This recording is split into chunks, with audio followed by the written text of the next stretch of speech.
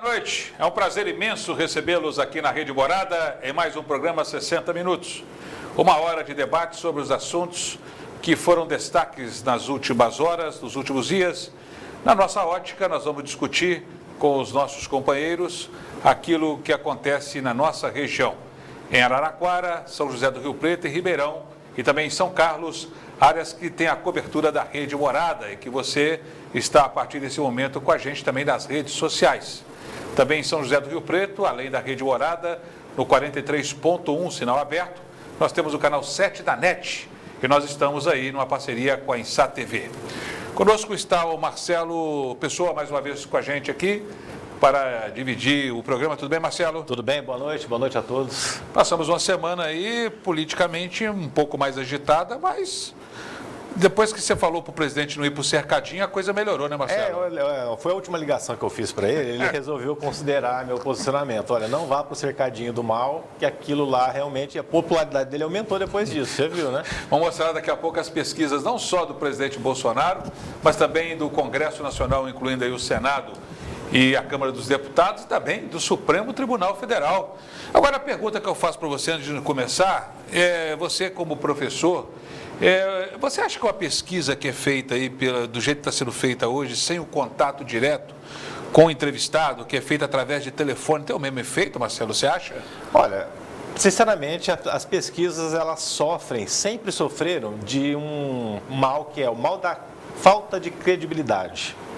Seja no presencial, seja no telefone, seja por qualquer outro meio, plataforma digital que se faça. A questão é que essas pesquisas, elas constantemente sempre apontam resultados que não agradam as pessoas que são pesquisadas ali, né? E eu nunca fui responde aqui uma questão do Instituto X, Y, Z, eu nunca participei disso. Eu tenho curiosidade para saber como é que funciona. Eu já participei de uma, da pesquisa do Ibope aí, que estava fazendo com a Universidade de Pelotas, fazendo teste de Covid em casa. Eu tirei até foto e coloquei. Tirou foto. Que existe realmente. Você é um premiado. Tá certo. Carlos Ferreira está conosco aí já na ponta da linha.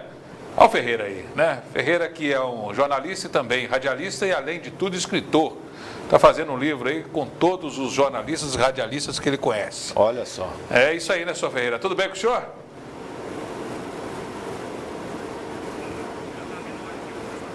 Ele vai testar o áudio aí. Cadê a Mari? A Mari está conosco já aí? Alô, Mari. Boa noite, tudo bem, Mari? Tá aí a Mari. Boa noite, Sereno. Tudo ótimo. Boa noite a todos. Daqui a pouco você passa para mim os dados da Covid aí, que você tiver em mãos aí, para a gente fazer uma atualização, porque nós vamos conversar também com o secretário de Saúde de Rio Preto e o próprio vice-governador do estado de São Paulo, dizendo que a curva está começando realmente a descer, né? O patamar já não é mais aquele patamar, já começa a descer. E ele mostra alguns dados aí, mas tudo vai depender principalmente do comportamento das pessoas. Mas um fato muito grave, Marcelo, que nós vamos começar neste momento, que chocou e está chocando todo o país, e quem te achava que isso aí só aconteceria no Oriente Médio, onde lá tem, em alguns países, tem uma tradição esquisita de velhos se casarem com meninas de 8, 10, 12 anos, sim, né, que dizem que isso aí é cultural. Isso aí, sim, em outro lugar se chama estupro. No Brasil, pela lei, estupro. E uma menina de 10 anos foi estuprada pelo próprio tio no Espírito Santo, se engravidou e a justiça acabou concedendo o direito de que acontecesse o aborto, sim, que o feto fosse retirado. A partir desse momento, quando a gente achava que estava tudo tranquilo, grupos considerados aí, né, cristãos, sim, foram para a porta do hospital e acabaram sendo confrontados por outras pessoas porque eles achavam que a menina deveria ter a criança com 10 anos de idade. E a justiça concedeu o direito desse aborto. Tá aí, olha, mostra pra gente aí. 10 anos de idade. Uma menina de 10 anos. Vocês estão rezando por uma menina de 10 anos de idade parir. Vocês estão rezando por uma menina de 10 anos de idade parir. Vocês estão rezando para uma menina de 10 anos de idade parir. Vocês estão rezando para uma menina de 10 anos de idade parir. Vocês estão rezando para uma menina de 10 anos de idade parir. Vocês estão rezando. Pois é, aí um grupo grita do lado que eles estão pedindo a Deus para a menina ter um filho, uma menina de 10 anos que não tem ainda a formação de uma mulher, né? Que você sabe que normalmente as mulheres com mais de 20 anos é que estão formadas aí Sim. para que possam reproduzir. A Isso. natureza é sábia, né? Sim, estranhamente a justiça arbitrou que a criança tivesse autonomia de vontade para decidir sobre o seu próprio corpo ali. É estranho isso, por quê? Porque o menor de 13 anos, de 14 anos, a violência no direito brasileiro é presumida. E há a presunção de violência, mesmo que se alegue que houve algum tipo de manifestação de vontade da criança, se alega que a criança ela é incapaz de decidir sobre seus próprios atos. Mas, estranhamente, o juiz arbitrou que a criança tivesse a sua vontade respeitada. Mas se ela já não tem a sua vontade, assim, a autonomia de vontade, o livre-arbítrio já está interpelado pelo legislador, como que o juiz devolve isso para ela para que a criança decida sobre si própria? Eu acho que é um pouco confuso isso, né? Pois é, e quando essa manifestação aí que envolve religiosidade, todo mundo tem razão. Mas ninguém tem razão nessa história, né? A razão maior é quem está sofrendo. Porque você lá invocar o nome de Deus, o nome de Jesus Cristo contra o aborto, acho que tem casos que é aborto e aborto. O caso, isso aí está dentro da lei. Eu duvido que a justiça divina vá punir alguém por fazer um estupro ainda por cima, numa menina de 10 anos de idade, e quase que houve conflito e confronto entre essas pessoas aí. Agora, para acabar de complicar, bom, já foi feito aí... Já foi feito o procedimento médico. Isso, né? Já foi feito, agora aparece aí aquela famosa Sarah Winter. De novo. O que ela me faz? Agora ela já estava enroscada porque ela brigou com o ministro do Supremo Tribunal Federal, inclusive estava usando tornozeleira eletrônica. Sim. Dentro de casa, eu não sei como é que ela teve acesso, que ela estava até proibida de entrar na internet. Ela acabou divulgando o local, a hora e também o nome da menina que estava sofrendo esse procedimento cirúrgico aí. Essa moça aí que aparece aí, que é de extrema direita, não sei mais o quê. Ela está capitalizando de tudo quanto é jeito para ver se consegue arrumar uma boquinha numa eleição aí para deputada estadual, federal, né? Ela está capitalizando, só que é desonesto isso aí, né? Pois é, o ECA, o Estatuto da Criança e do Adolescente, que foi criado nos anos 2000, ele proíbe, e nós aqui jornalistas, a gente sabe muito bem que você não pode divulgar nome de criança, Sim. Você não pode passar determinados fatos, e ela vai lá e dá um endereço, talvez por isso que esse povo todo estava lá na porta, lá, fazendo manifestação. Passou, né? Passou endereço, horário, virou um evento público, né? E não era para ser. E agora o que vai acontecer com essa moça? Está com a tornozeleira eletrônica, está arriscado aí alguém mandá-la de volta para a prisão.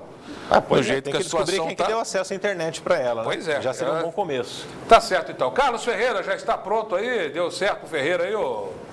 Conseguimos falar com o Marcos? Deu certo, tudo bem? Ah, muito bem, entra aí. Tudo bem? Tudo bem, prazer tê-lo aqui, ô Ferreira. Para você. A satisfação é minha. Um abraço para você, para o Marcelo, para a Mari também, que nos acompanham em todo o planeta. Isso eu gostei, todo o planeta. Além dessa moça não preservar, que eu tenho divulgado bastante, e não me deixa esquecer, eu não vou esquecer e você não vai deixar, para falar sobre os grotões de Minas. Porque de novo? No último programa eu falei sobre os grotões, mas a minha amiga jornalista Márcia Pache, lá em Cuiabá, ela quer saber o que são os grotões de Minas, porque o Mato Grosso, ele é todo plano, e os grotões, coisa de Minas Gerais. Depois, a relação à moça é o seguinte, ficou muito preocupada em mostrar a identidade da vítima, da menina, mas até agora não se apareceu ainda a identidade do agressor, do estuprador. Ele continua foragido, né, Storino? Pois é, ainda não foi preso e continua foragido. E sempre que a gente tem feito reportagens aqui, em qualquer lugar, eu acho que em Minas, nos grotões principalmente, a maioria, não vou dizer a maioria, grande parte desses estupros que acontecem é de familiares. Né? Através de pessoa de confiança da vítima. Exato. De pessoa de confiança da vítima. Então, não é para sair desconfiando de todo mundo, mas o pai, a mãe, precisa ter muito cuidado com o seu filho, com a sua filha, e não é só com os estranhos, dentro de casa também. E, principalmente, se é provado, estatística, que os maiores acontecem no seio familiar. Verdade. Definir como seio familiar, né? Você lembra, Marcelo, uma história que teve aqui? A gente não vai falar detalhes, né? Porque teve aí um avô que acabou tendo relação com a própria neta aqui na cidade de Olímpia. Lembra disso? O cara 65 anos, né? Não é? Que loucura, não, né? Deus me livre. As coisas... Absurdas. Esse tipo de conduta realmente é deprimente, né?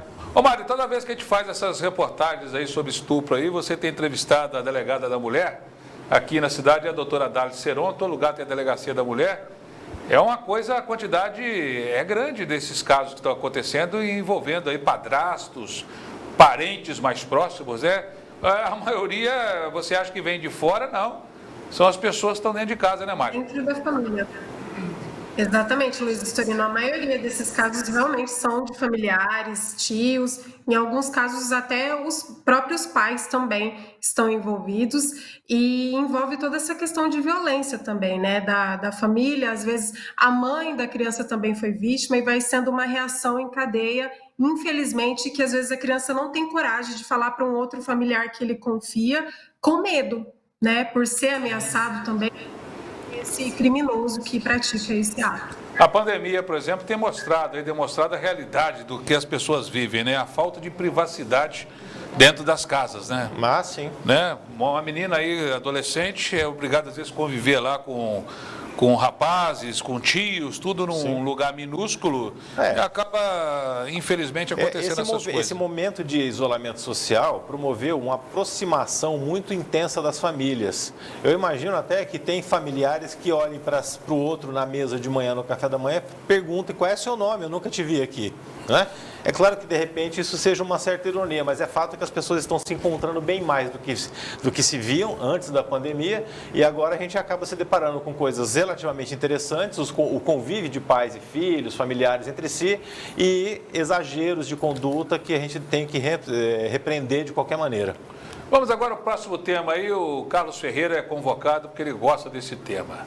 Nós vamos falar sobre as pesquisas feitas aí, mostrando Bolsonaro, o Congresso e o Supremo Tribunal Federal, todos eles foram avaliados, né? Foram avaliados. Eu queria começar pelo presidente Bolsonaro, que nessa pesquisa, mostra a primeira pesquisa aí para vocês comentarem, ele teve aí 37% ótimo bom, 27% regular e uma rejeição de 34%. Ele tinha 32% de ótimo e bom em junho, né? E ele tinha 44% de rejeição. A gente pode dizer o seguinte, que entre ótimos e bons, 42% são homens, 45% dos brasileiros entre 35 e 44 anos e 58% empresários. O Sul e Centro-Oeste, 42% ótimo e bom. Sudeste, 29%, passou para 36%. A rejeição nessa região Sul, Centro-Oeste, de 47%, caiu para 39%. E no Nordeste, 27%, passou para 33%.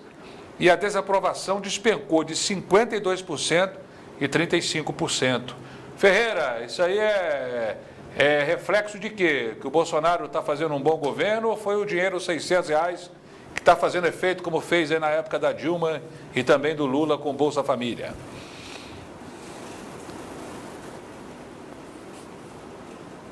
É real hoje, pode não ser amanhã e muito mais à frente. Ela reflete o momento. Se hoje o trabalhador está recebendo, e por muita necessidade, os R$600, que o governo queria dar 200, aí a oposição foi lá e elevou para 500, acabou chegando no acordo de 600, embora alguns quisessem seguir o salário mínimo de R$1.045. E típico do Brasil, né? Não importa de onde veio o dinheiro, não importa se está chovendo na minha horta, não importa na do vizinho. Isso é mal, isso aí não acontece na China, perto de nós. Então, se começou a vir o dinheiro, aí começa o presidente é bom saber também que esse auxílio ele é dado em tempos de pandemia, independente de quem esteja no poder. Pode ser numa guerra, pode ser numa pandemia como agora, pode ser numa catástrofe. E outra coisa, muda é a questão do valor, ou 200, ou 500, ou 600, ou 1 milhão. Isso reflete a questão chegou a comida na panela daquele mais necessitado. E também com aquela falta de informação, se o presidente deu, né? É o governo, de uma forma geral. Aí a pessoa acaba fazendo uma boa avaliação. Tanto é o governo, Orino, está tentando fazer um novo Bolsa Família, outro nome, que ele percebeu, e aí eu não falo do presidente, sim do governo, que essa ajuda, dando o peixe ao invés do anzol, acaba tendo a penetração maior no meio popular, o meio citado, Estorino. Ok, Marcelo, e aí? Olha só, a questão que se mostra para a gente dentro dessa pesquisa, ela talvez tenha um estágio anterior de análise. Qual é o estágio? O estágio anterior é que a gente primeiro não deve já muito apressadamente dizer que o capital eleitoral do Bolsonaro aumentou só ou exclusivamente por conta da emergência, por conta da pandemia e desse auxílio. Por quê? Porque se a gente pensar, por exemplo, que o Bolsa Família ele não sofreu interrupção, então seria lícito pensar também que o PT não deveria sair do poder. Não teria saído do poder nas últimas eleições, porque o Bolsa Família foi um programa criado lá atrás, unificado a partir do governo Lula, e ele então deveria ter capitalizado os governos petistas e eles não deveriam ter saído do poder por conta disso, se isso realmente desse um capital eleitoral robusto e que continuasse, que se perpetuasse. É claro que tem participação, mas o grande fato que talvez chame mais atenção é que a ideia de que a popularidade do Bolsonaro aumentou por conta de quê? Por conta de que a oposição tem feito um serviço excelente em vitimizar o Bolsonaro com seus discursos contra. Porque praticamente todas as pedras que se atiram contra ele, nenhuma pega. No sentido de que, cadê o fascista? Cadê o autoritário? Cadê o xenófobo? Cadê aquele um que agride as mulheres? Cadê aquele um que vai acabar com a democracia no Brasil? E todas as vezes que esses discursos se perpetuaram como narrativas, a subnarrativa, a contranarrativa que se deu foi a de que, quando esses fatos não se confirmam, a popularidade sobe. E aqui eu fecho aspas por conta de que eu estou citando uma análise feita pelo Caio Coppola na CNN. Olha aqui, o Congresso Nacional também foi analisado aí, só que aqui o Congresso, como sempre, é o que leva mais paulada, né? Pela pesquisa aí que foi feita pelo Datafolha, ótimo e bom desceu de 18% para 17% na opinião das pessoas, regular de 47% para 43% e reprovação de 32% subiu para 37%. Agora nós temos aí o Supremo Tribunal Federal, de ótimo bom, ele caiu de 30% para 27%, de regular para 40% para 38%, ruim péssimo subiu de 26% para 29%. Acho que as pessoas não sabem nem o que é o Supremo Tribunal Federal, mas sabem muito bem o que é a Câmara dos Deputados.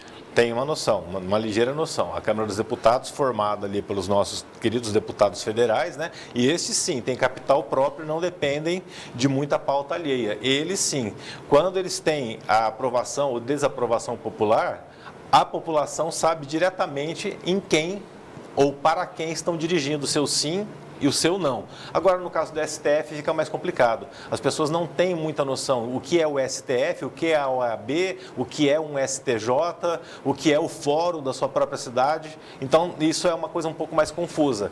Pois é, e nessa história toda, Ferreira, fica aquela confusão que sempre acontece em eleições, principalmente, não nessa próxima que você só tem prefeito e vereador, mas quando você tem lá presidente da República, 2 senadores, você tem governador, você tem deputado federal, você tem deputado estadual, a polarização fica sempre em cima do executivo, né? Primeiro o presidente da República, depois o governador, aí você vai tendo aí, por último é o senador. Você vê que as campanhas de senador, por último, aqui, o Major Olímpio aqui em São Paulo ganhou a última eleição no último minuto, e a dona Dilma aí em Minas Gerais perdeu também no último minuto. Foi atropelada no último minuto, né? Então, pesquisas como essa, Ferreira, refletem justamente o conhecimento das pessoas, sempre achando que o cargo mais importante é aquele que interessa, o restante vem a reboque, seria isso?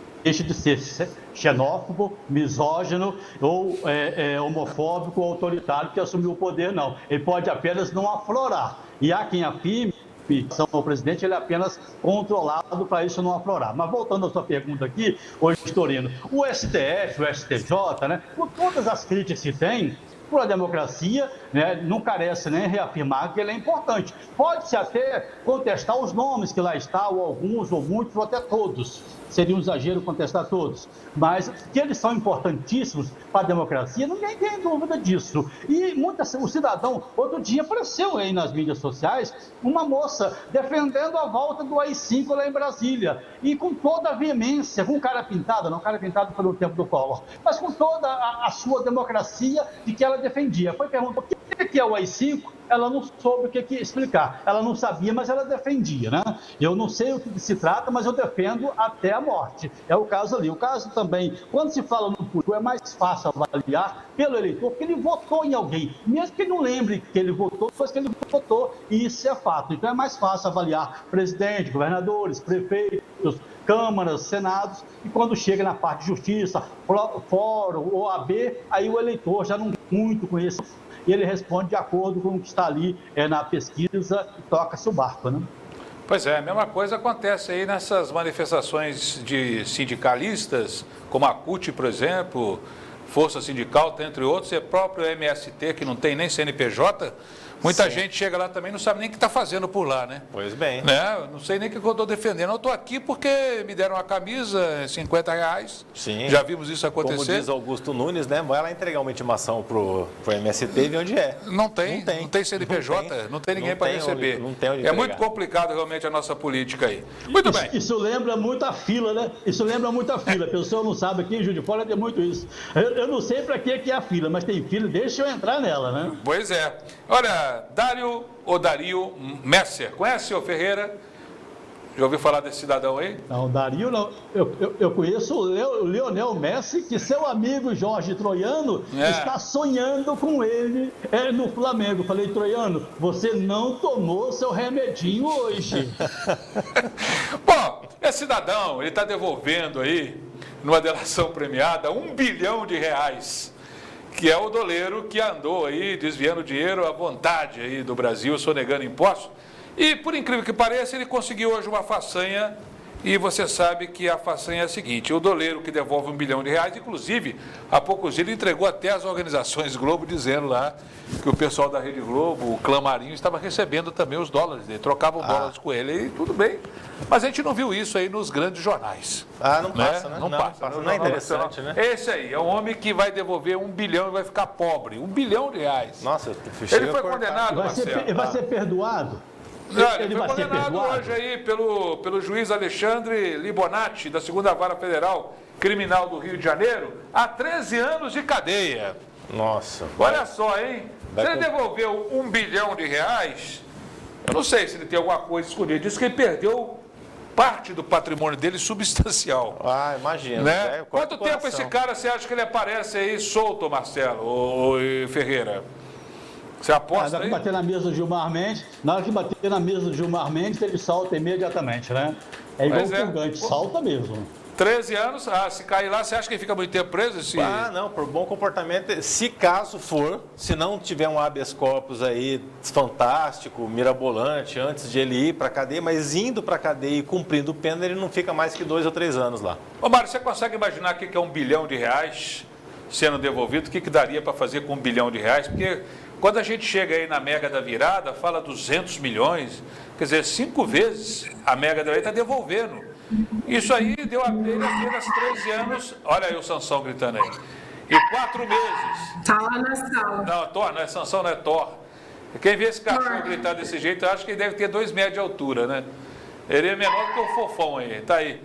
R$1 bilhão, Mari, para 13 anos de cadeia foi um bom negócio, né? Nossa, não dá nem para imaginar essa quantia assim numa conta bancária, né, Luiz Vitorino? É muito dinheiro, um valor exorbitante. Pois é, mas ele devolveu, delação premiada. Essas delações premiadas estão dando muita confusão, porque nós tivemos aí a questão aí do nosso simpático Palotti.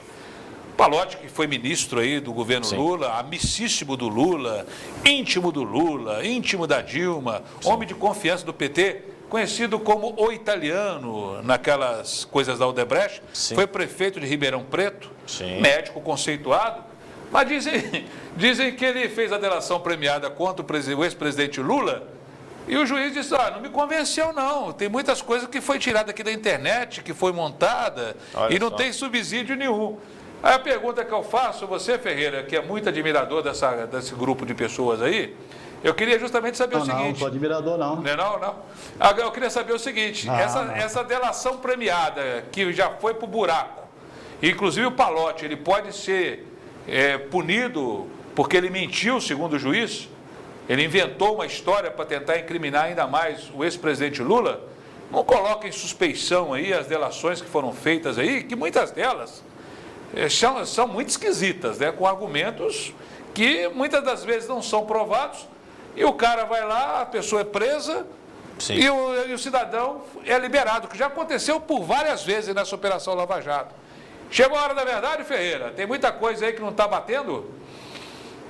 Eu temo pelo futuro da Lava Jato. O presente dela já não é bom. Eu temo pelo futuro. Nem o petista mais otimista imaginava que um governo que não fosse o dele fosse capaz de bombardear a Lava Jato como ela está. Não será surpresa se o Lula, além de inocentado, ainda ser ressarcido pelo Estado, tá, Estorino? Eu tenho comentado isso com os amigos petistas, aqueles mais calorosos. Não será surpresa se, num futuro próximo, o Lula passar de réu a vítima e ainda receber uma indenização, porque tudo isso é reflexo. Há quem afirma, os especialistas, de que o Palocci foi para aquela delação numa situação muito adversa, muito deprimido, pressionado, e que não relatou ali as verdades, e sim tentando se livrar do que ele tinha culpa, muita culpa. É aguardar para ver, mas eu não estou acreditando muito no futuro, não das delações, mas não no futuro dessa operação. Muito bem. Marcelo, e aí? Mentir em juízo é meio caminho para você ficar bofando na cadeia, hein? Se as denúncias existiam na internet, não é exatamente uma mentira. Mas usando a metáfora temporal do Ferreira, ele teme, o presente da Lava Jato não é bom, ele teme pelo futuro, e eu passo a temer pelo passado da Lava Jato. Pois é. Porque esse passado, sendo posto em revista, sendo revistos todos os atos de um passado, efetivamente corremos o risco de instaurar no Brasil uma insegurança jurídica assim, inigualável, a ponto, por exemplo, de transformar eventualmente, se caso for o réu Lula em inocente, vamos pagar uma indenização para ele, restituir seus direitos políticos, e em 2022 ele está lá de novo. Agora, nós falamos duas coisas ao mesmo tempo. Só rapidamente o seguinte: se o passado ficar comprometido, aqueles que devolveram o dinheiro vão acabar reavendo o seu dinheiro, pegando o seu dinheiro, que não era seu, né? Era o dinheiro do erário, do erário público, mas vão acabar recuperando esse dinheiro. Pode parecer piada, e se contar isso lá em Portugal, eles vão dar gargalhada de nós, mas isso pode acontecer. Esse Dario Messi aí, por exemplo, ele envolveu aí a família Marinho no recebimento aí dos dólares de lavagem, falou números, falou nomes, mas até agora ele não apresentou uma prova que entregou realmente para eles, e eles negam. É a mesma coisa aí se não conseguir provar. Pois é, né? Porque é uma delação premiada e foi homologada pela Justiça para devolver R$1 bilhão. Falar é fácil, né? Olha, falar, o gravador aceita qualquer coisa, o papel também, qualquer coisa que você escrever aceita. Agora, cadê o probatório daquilo que se atesta, né? Então é fácil falar. Agora é difícil provar isso aí, né? E ficam bons argumentos para os advogados, que não são advogados quaisquer, que entram nessa Lava Jato defendendo aí as pessoas aí que foram acusadas. Eles vão ter subsídios e bons argumentos para tentar anular muitas sentenças atrás e colocar sob suspeitas muitas delações. É verdade. Aí que começa a coisa a complicar, e aquela previsão catastrófica que tínhamos anos atrás, quando o juiz Sérgio Moro acabou entrando no governo Bolsonaro, parece que enfraqueceu ainda mais a Lava Jato. Sim. Né? Perdeu o crédito. E agora que ele saiu do governo, ficou sem nada na mão, aí parece que ela... Agora já não é mais juiz, enfim. Você entendeu como é que é? Aí também o promotor acaba se enroscando aí. É isso? Então a coisa continua complicada. Bom, as condenações dele acabam perdendo a credibilidade, né? Verdade, acaba perdendo a credibilidade. De ter virado político, né? O fato de ter virado político, né? Ele seria mais útil à sociedade, apesar de alguns erros aqui e ali, mas permanecendo como juiz, permanecendo na Lava Jato, independente de quem estivesse no governo.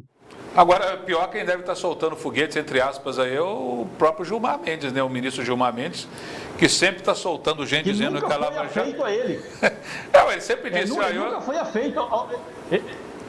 Ele diz, Estorino, de que o Sérgio Moro é um produto da mídia, que a mídia carente de ídolos acabou abraçando o Sérgio Moro e o tornando um ídolo. Ele sempre disse isso, Gilmar Mendes. com todos os defeitos que tem, mas sempre disse isso. É bom lembrar que o Dario Messi aí, eu não sei o nome dele direito, chama-se Operação Maracata. Olha. É o nome da operação aí que Poxa. devolve R$1 bilhão aí, nesse momento aí. Isso aí que o Ferreira falou a respeito da carência midiática por heróis, né? Lembra o Weber, né? A sociologia weberiana. É verdade. Tem três elementos que chegam ao poder segundo o Weber, não tem nada a ver com isso. O Weber que falou lá. Ele falava, olha, tem o poder, né, do título, ele é eleito, então recebe o diploma, então é o poder legal. Ele tem o poder carismático e tem o poder hereditário. Não é? Esse poder carismático é que eleva determinadas estruturas populistas ao poder. E esses heróis que a mídia, ou até mesmo que a população, inocentemente acaba construindo, acaba dando margem para esse tipo de personagem, né? Hereditário aqui, se fosse o absolutismo, tudo Agora, bem, se né? fôssemos ainda... Mas nós temos aí Sarney com os hereditários. Tem as suas dinastias. Se fôssemos herdeiros dos Orleans e Bragança, talvez fôssemos aqui uma bela monarquia. Tá certo. Muito bem. Bom, continuamos lá em Brasília, Marcelo. Subsecretário de Política Macroeconômica, Vladimir Teles, pediu demissão, mas disse que não foi por causa de problemas com o ministro da Economia, Paulo Guedes. O que está acontecendo lá não é exatamente um problema com o Guedes, né? O que está acontecendo é que a equipe econômica do Guedes está encontrando uma certa dificuldade de implementar a política liberal que faz parte da bandeira do ministro Guedes. E dentre os aspectos que são primordiais para a implementação é não exceder o teto de gastos, ou seja, não promover um endividamento público excessivo, não promover investimento público e sim atrair investimento privado para promover o crescimento da sociedade. Não é? Então, a equipe econômica está encontrando uma certa barreira e um dos ícones desta bandeira era o Salim Matar, o dono da Localiza, que foi um dos que saiu e que causou um grande impacto na equipe econômica como um todo, porque ele era o responsável pelas privatizações. Ele estava conduzindo as privatizações. Ele foi chamado pelo Guedes ainda na época que estava se construindo o gabinete de transição. Olha, você vem para cá, nós temos aqui alguma coisa entre 68 a 100 empresas para estatizar. Você vem ajudar a gente nesse projeto? Ele falou, vou. Quando ele chegou lá e começou a verificar, ele puxou o fio da meada, tinha 640 empresas para privatizar. E não era perto de 100, 120. Inclusive tem aquela, uma delas é aquela do trem bala, né? Sim. Que é uma estatal, você sabia disso? O Estado brasileiro, ele é inflado, ele é um grande elefante cheio de pequenas microempresas estatais que não servem para coisa nenhuma, a não ser para gastar dinheiro e gerar cargo público, né? Então, o Salim Matar estava na desestatização e o Paulo Ebel na desburocratização. As duas coisas têm que caminhar juntas, né? Juntíssimas. E aí, burocratizar... Questões políticas, questões de políticos um pouco mais arraigados com seus contextos eleitorais. Não, aquilo lá, porque aquela estatal é minha, eu tenho lá alguns parentes, eu tenho que criar empregos lá, mesmo que não seja de má fé, mas eu não quero vender aquilo ali. Resultado que acabou, um sai, outro sai, leva um que leva três. Essa burocratização hoje, ô Ferreira, não sei se você viu aí, o ministro da Educação, que tomou posse, né, em julho, me parece, depois ele foi testado por Covid, ele é aqui do Mackenzie, em São Paulo, né, ele é um pastor presbiteriano, né? O ministro da Educação? O ministro da Educação, Bilton. E o que aconteceu? Ele conseguiu, hoje ele pediu desculpas, porque demorou exatamente 5 meses para eles conseguirem os chips para entregar às crianças e estudantes carentes das operadoras brasileiras para que pudessem receber 20 gigabytes por mês, né, para poderem estudar. Quer dizer, hoje foi distribuído, o primeiro lugar que foi distribuído para 6 mil alunos da Universidade Federal do Ceará. E serão aí favorecidos estudantes de universidades, também dos institutos federais e também dos estudantes carentes aí que estão aí. Agora, é aquela pergunta, a burocracia é uma desgraça tão grande, e talvez por isso o Paulo Ebel saiu, é justamente porque as empresas que estão aí na telefonia são empresas concessionárias, elas não são donas do sistema. Sim. Né? Como a televisão, como a TV Globo, a rádio, é uma concessão. Sim, é uma concessão pública. Né? E agora os caras, em vez de tomar a iniciativa de ir lá, né, a TIM, a Vivo, a Oi e a própria Claro e a outras menores aí, de entregar e falar, nós estamos aqui com chips para ajudar vocês, nós vamos fazer, nós vamos conversar. Não, ficaram esperando em berço esplêndido. Sim. E agora o ministro vai pedir desculpas, que ele não conseguiu, demorou 5 meses para que esse projeto saísse do papel, como se estivesse pedindo favor para um concessionário. Sim. É muito para mim, né? Diferentemente da concessão, né? Da concessão. A concessão da TV pública, ela tem parâmetros diferentes da concessão da telefonia. No entanto, a telefonia, efetivamente, ela poderia ter sido um pouco mais ágil em atender essa demanda, porque essa demanda ela não tem tempo para esperar. Assim como o auxílio emergencial para pessoas que precisam comprar comida hoje, para comprar comida amanhã, não dá para você esperar 5 meses. Porque quem estivesse esperando comida há 5 meses, dependendo do auxílio emergencial, uma desculpa não seria o suficiente. Você pode até pedir desculpas para uma criança que ficou sem estudar, para uma família que não teve o seu filho, a sua filha, tendo condições de estudar. Agora, se você tivesse isso acontecendo, por exemplo, na área da alimentação, não tem desculpa que resolveria o problema. Ô Ferreira, você gostou hoje aí da história aí que teremos mais recursos para as Forças Armadas do que para a educação no ano que vem? Você acha que... E qual a utilidade? Não sei. Dela? Deve ser para comprar tanque, comprar submarino, avião, é para essas coisas. Porque fala, a Força Armada não pode combater o crime, que ela não é preparada para isso, é a polícia, é para combater as fronteiras. Mas se as favelas no Rio estão cheias de armas, por onde passaram? Não passou pelas fronteiras? Eu quero falar aqui em relação à desburocratização, que é um problema antigo, desde Hélio Beltrão, que era ministro do governo militar, foi do Médici, foi do Geisel, foi do Figueiredo, era para desburocratizar. Os militares foram embora, estão voltando com o Bolsonaro e nada se resolve. Há uma máxima que diz o seguinte: no Brasil, cria-se a dificuldade, principalmente no serviço público. Perdoe-me, você que é servidor público, você não é assim, eu acredito, mas você não é a regra, você é a exceção, mas cria-se a dificuldade para vender verdade ou não, o fato é que a coisa demora. Um exemplo maior foi esse da educação. Então, é acompanhar, caminha muito lentamente, a tecnologia avança muito. Você falou também em concessionária, o país, o governo, ele privatizou o serviço e não o patrimônio. A malha rodoviária, ela continua pertencendo à União, só o serviço, a exploração, que foi para a iniciativa privada. Na ferroviária, a mesma coisa.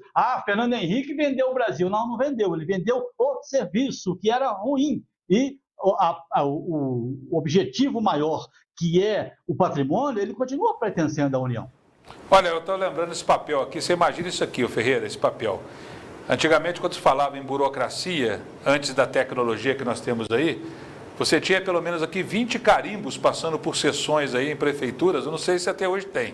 Assinava o fulano aqui, aí carimbava na outra sessão, visto, até chegar ao outro lado. Isso aí eu vi de perto. Até na origem da palavra, birô, né, o escritório, kratos, poder, o poder do escritório. Então, quando implica em desburocratizar, significa vamos tirar do mando ou do domínio daqueles que estão no escritório. Podem ser até do serviço público, mas também do serviço privado. Então, esses papéis com esses carimbos todos é a marca dos escritórios e dos seus carimbos. Vamos desburocratizar, vamos tirar dos escritórios, né? Muito bem. Tem um remédio chamado colchicina, não sei se pronuncia desse jeito. Ele é um remédio para gota. O que é gota? Gota é o excesso de ácido úrico que o corpo produz e acaba provocando cristalização nas articulações, principalmente do dedo, do pé, nas mãos de pessoas aí que tem um ácido úrico altíssimo que é produzido através dos rins. É uma dor terrível.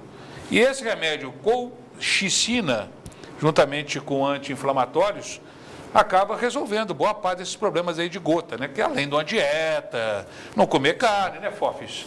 Não tomar cerveja, frutos do mar. Então, tudo isso aí que eu não sou médico. O senhor não faz isso. E eu não sou médico, eu não tenho problema disso aí. O senhor não pratica. Mas a colchicina está sendo usada em Ribeirão Preto para o tratamento da Covid, principalmente de pessoas que estão entubadas com aquela chuva tóxica que é promovida pelo vírus nos pulmões, e que é a parte mais terrível, que compromete o sistema respiratório de muitas pessoas. E um remédio baratíssimo, um tratamento disso aqui custa R$30 e tem salvado a vida de muitas pessoas lá em Ribeirão Preto, nesse trabalho que é feito pela USP de Ribeirão. Logicamente que isso aqui não pode ser falado por aí, daqui a pouco está todo mundo comprando esse trem nas farmácias aí, como fizeram com ivermectina, com cloroquina, estão tomando tudo. Não pode. Mas isso aqui, por que eu falo esse tipo de coisa? É que estão descobrindo tantos medicamentos que supostamente acabam resolvendo, amenizando a situação da doença, que está parecendo aquela história, estou com febre, tomo dipirona ou paracetamol, a febre baixa e pelo menos em parte a coisa é resolvida. Quer dizer, eu não sei se as vacinas futuramente aí, elas vão ter um impacto tão grande com esses medicamentos baratos que estão surgindo por aqui. Isso aqui quem tem que falar é a ciência. Vamos falar um pouco sobre isso ou vamos falar sobre a vacina russa, a Sputnik aí? Há uma coisa acoplada na outra, a gente pode pegar e fazer estação espacial, conversar aí, né? Mas a ideia, para quem está nos vendo aí, é que muitos dos remédios que são testados nos laboratórios, por exemplo, como esse caso na USP e também na Unicamp, tem sido feitos muitos testes, é se verificar quais são os medicamentos que para uma ou outra aplicação podem servir para outros casos, para outros tipos de doença, tais como o coronavírus. Quando isso acontece, um remédio que foi criado originalmente para dor de cabeça e ele também serve para, por exemplo, uma unha encravada, esse uso é chamado de uso off-label. Esse off-label, ele está fora do padrão para o qual ele foi criado, mas também serve para. E isto tem acontecido com alguns na mídia aí. Este caso é um mais recente, mas também com a ivermectina, também com o princípio ativo do Anita e a cloroquina. Verdade. Que ainda a ciência não consegue ter probatórios muito consistentes, mas os testes já apontam para esse uso off-label para uma série de medicamentos. Isso é um desespero total para laboratórios gananciosos aí. Especialmente quando é muito barato assim. Pois é, R$30, porque se você colocar a pessoa na ventilação, diz que custa em torno de R$4.000 aí por semana para você manter. A vacina, a dose a mais barata vai ser vendida R$240. Então, fica uma coisa. Agora, vou falar um pouquinho dessa questão aqui, porque... você sabe, conhece o Flávio Dino, né, o Ferreira? Que é o governador lá do Maranhão. Governador do Maranhão. Do PCdoB, do Maranhão, né? E é um bom governador, pelo visto, né? Bom, eu não sei, eu não moro... o Maranhão, que é eu vou perguntar para o Luizinho, que é o nosso designer aqui de manhã, que ele é maranhense. O Luizinho aqui é do Maranhão. Ele pode dizer, a minha amiga Adriana, que está vendo a gente lá agora também em São Luís, que trabalhou comigo na TV Globo, jornalista, ela pode dizer. Eu sei do meu governador, que meu não, do governador do estado. Meu governador, ele foi eleito, é meu governador. Seu governador. É seu. E você pode falar do seu aí, que é o Zema. E você está sempre falando mal do Zema, que ele tem uma loja, que ele não sei o que tem. Uma rede. Você faz um trabalho contra o Zema, é terrível aí em Minas Gerais. Ele é panfletário. Não, é absoluto. Ele que não faz, ele é extremista, que não faz o trabalho a favor do Estado.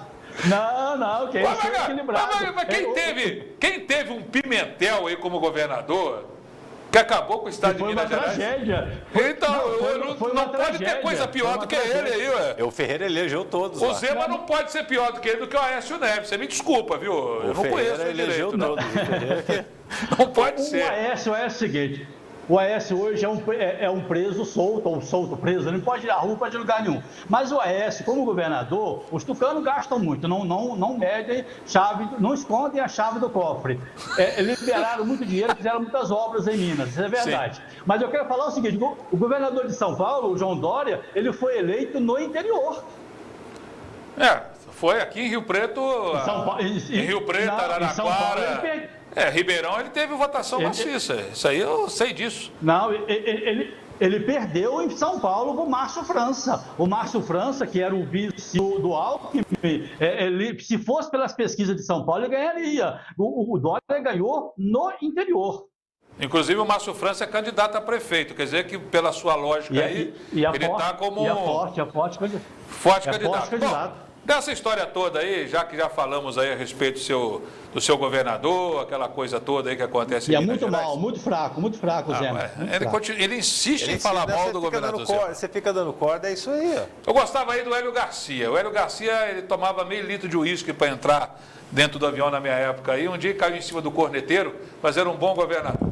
Esse era bom. Posso contar uma historinha dele rápido, do Hélio Garcia? Ele era conhecido como o Dojão. O Dojão é aquele carro antigo, porque ocupava o espaço de dois e ele ocupava o espaço de dois e bebia tão qual o Dojão. O pessoal falava isso. Essa era a história aí. Certa vez ele caiu em cima do corneteiro da polícia no avião lá, mas era um bom governador. Quer dizer, não precisa ter hábitos saudáveis aí, né? Tem que ter caráter, né? Pelo visto aí. 6 litros por quilômetro, né?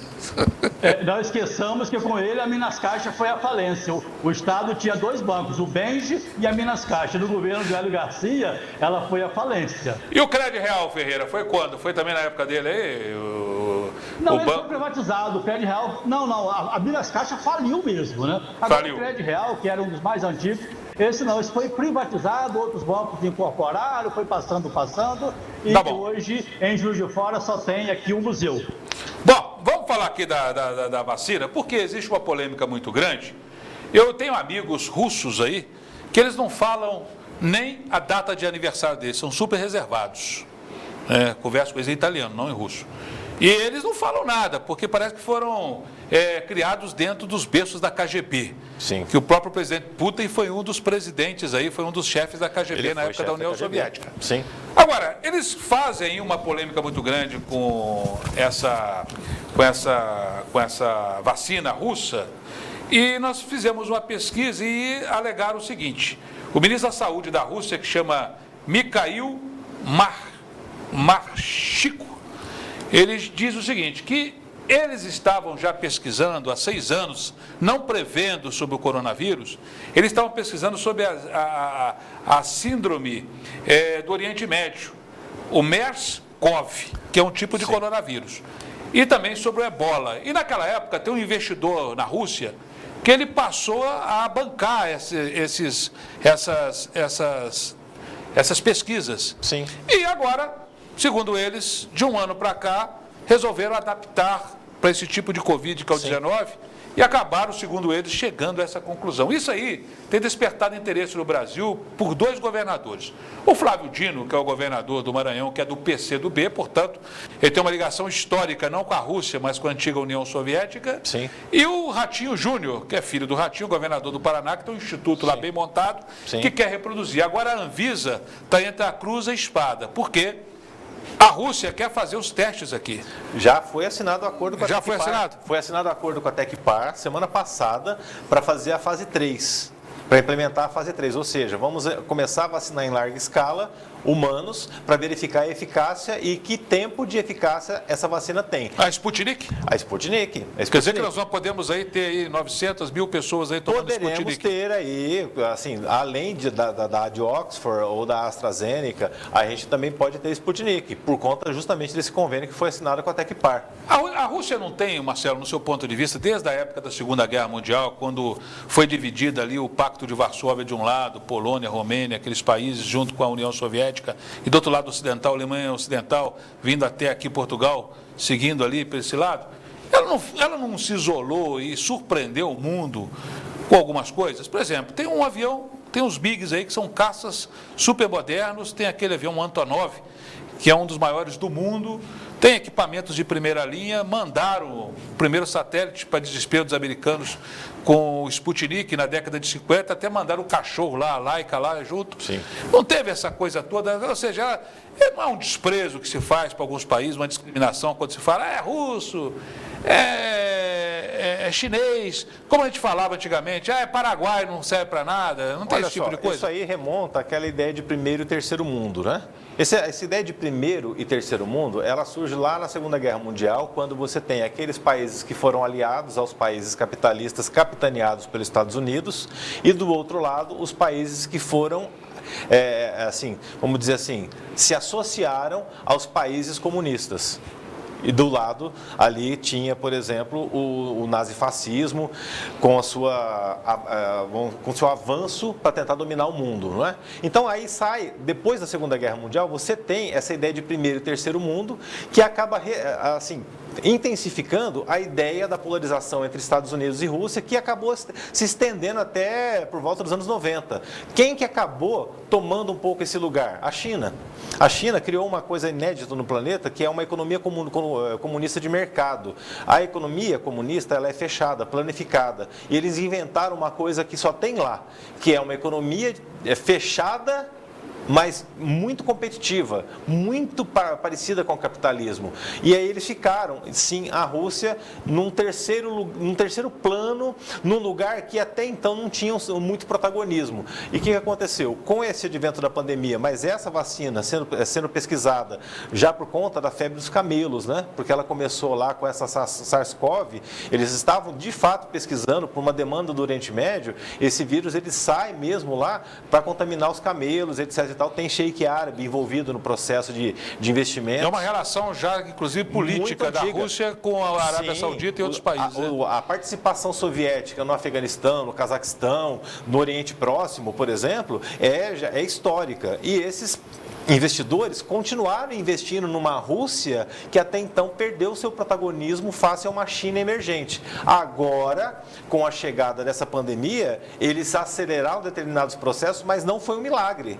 Ninguém faz esse tipo de milagre. Não foi um milagre, não é uma jogada só política do Putin, que também tem esse viés, mas é sobretudo um sinal da velha e antiga competência soviética reanimada por um fenômeno da natureza. Só de ter expulsado os nazistas que estavam na porta de Stalingrado e chegado dentro de Berlim já mostrou que eles conseguiram fazer muito mais do que se imaginava com o exército em frangalhos. Você acha que não, faz você, né? Pois é. Pois é, Ferreira, vai dar seu pitaco, a Mari já vem aí dar os números aí da Covid aí. Vamos lá, Ferreira. Não. É um regime fechado, porém eficiente, uma eficiência que não se divulga, se faz e não divulga. Eu acho que eu não sei se eu racho, eu não sei se eu torço para que dê certo, não só essa, como as outras que devem aparecer por aí, né? Pois é, vai ser igual de pirona, você tomar isoprofano, você toma isobutano, sei lá mais o quê, então, e você tomando... Tomara que tenhamos várias vacinas russas, chinesas. Inclusive o presidente do México, Manuel López Obrador, disse que vai tomar a vacina, desde que ela mostre que ela é eficiente. Aí fica fácil, né, presidente?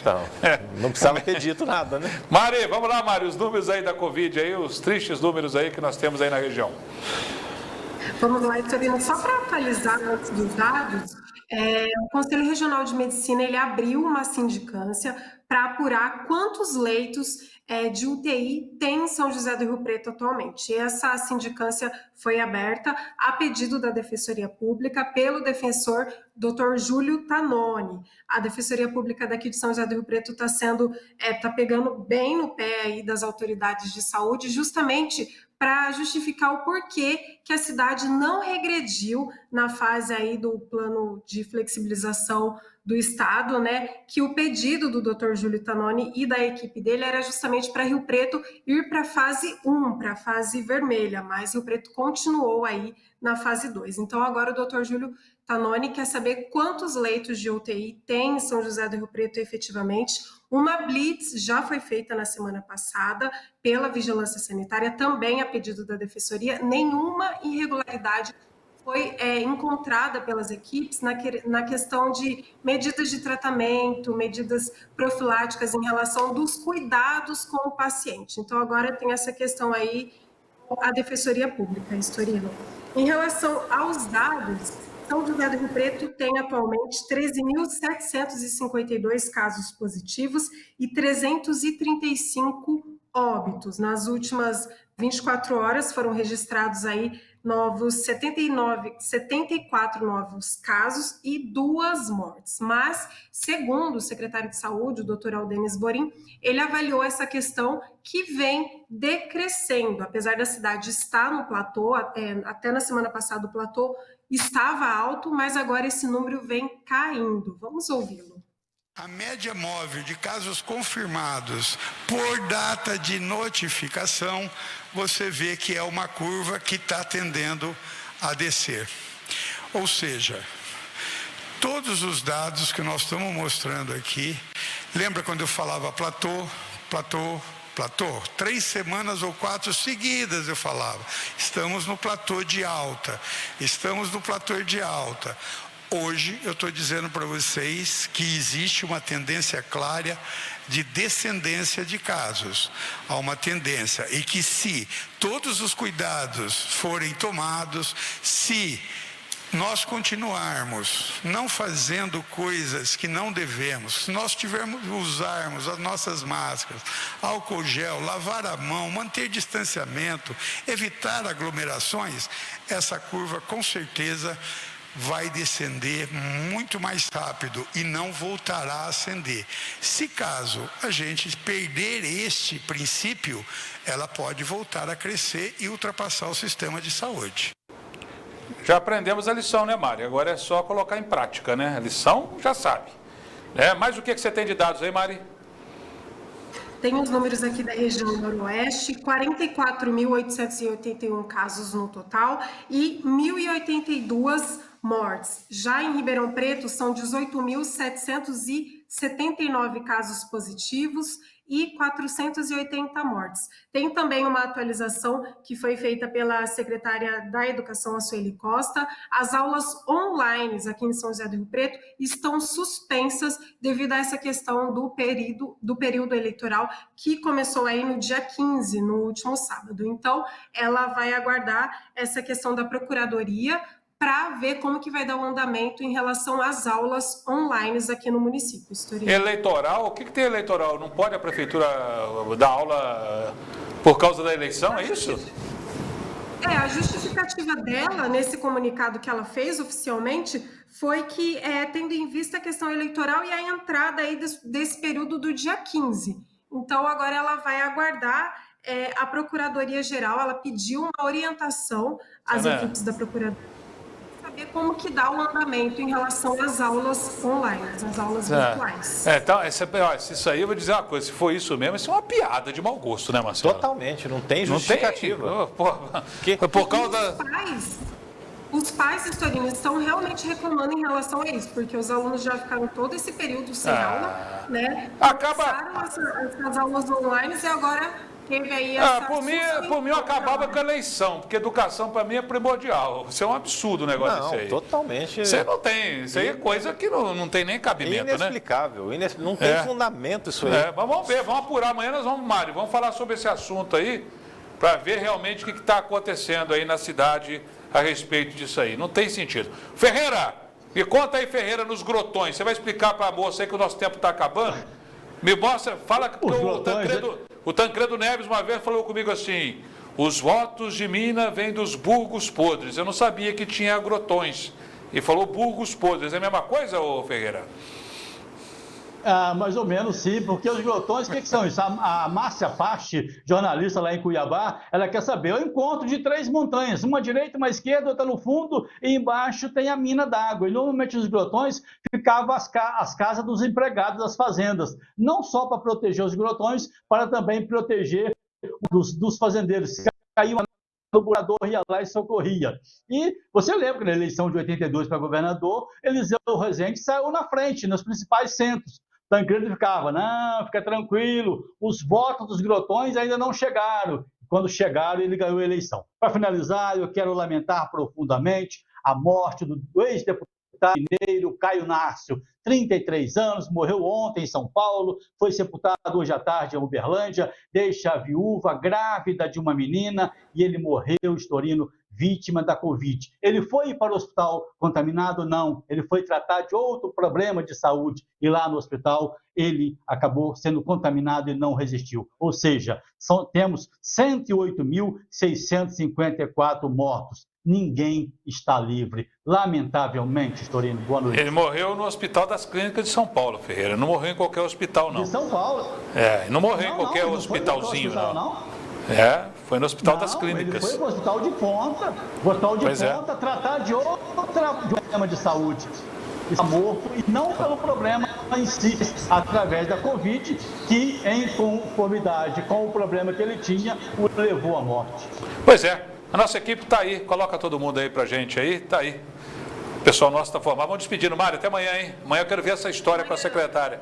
Ferreira, quando manda para o Madalena aí o queijo que você prometeu e o doce de leite e também a goiabada de Ponte Nova, viu? Um abraço. Eu preciso do contato dele. Amanhã eu vou fazer uma matéria sobre José Maria de Aquino, jornalista que é de Miracema, torcedor do São Paulo. Um abraço. Eu trabalhei com ele na TV Globo em São Paulo. Foi meu chefe, gente muito boa, viu? Foi meu chefe no Globo Esporte. No Rio, rapaz, do estado do Rio. Nem não deixa ninguém falar. Ah, não, ele é terrível. Você Tá bom, então. Marcelo, obrigado pela participação. Agradeço, boa noite a todos, até semana que vem. Um abraço, muito obrigado. O pessoal de Araraquara, Ribeirão e Rio Preto, através da nossa Rede Morada, nos acompanhe nas redes sociais, que nós estamos aí com o nosso programa já daqui a pouco no YouTube, nos Faces, para tudo quanto é canto. Voltamos na próxima segunda-feira, sempre às 20h30 da noite. Uma ótima semana a todos.